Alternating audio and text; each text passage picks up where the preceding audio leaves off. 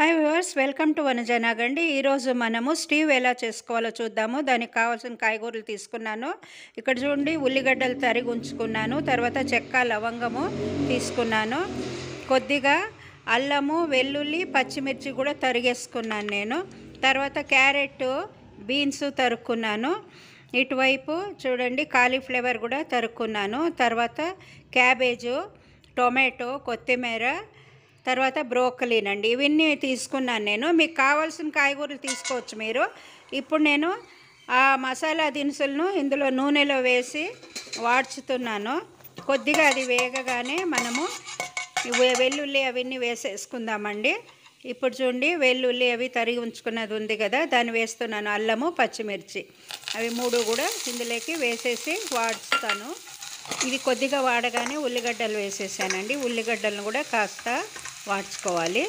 Tomato ముక్కలు వేసేద్దాము. దీన్ని ఇలా కలుపుకుంటూ కాస్త వాడినాక ఒక్కొక్కటిగా కాయగూరలు వేసుకుందామండి. కాలీఫ్లవర్ వేసానండి.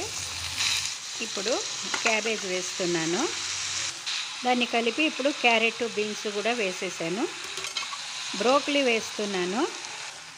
బఠానీలు వేసుకుందాము. దీన్ని బాగా కలుపుకుందాము. ఓ చిన్న కప్ అంత నీళ్లు వేద్దాము. తర్వాత మూత పెట్టేద్దాము. ఓ 2 సార్లు మూత పెట్టి కలిపి మూత పెట్టి చేసామంటే మెత్తగా అయిపోతాయి. తగినంత ఉప్పు వేసుకుందాము. ముక్కలన్నీ కూడా మెత్తగా అయిపోయాయండి. బాగా కలిపేసాను. సగం చిప్పంతా కొబ్బరిను రుబ్బి ఇలా వేసేస్తున్నా అండి. నున్నగా రుబ్బుకున్నాను. ఓ 2 స్పూన్లంతా కార్న్ఫ్లోర్ వేసేసుకుంటున్నాండి. దీన్ని ఇప్పుడు నీళ్లు వేసి కలిపేసాను. దీన్ని కూడా ఇందులోకి వేసి కలిపేస్తాను.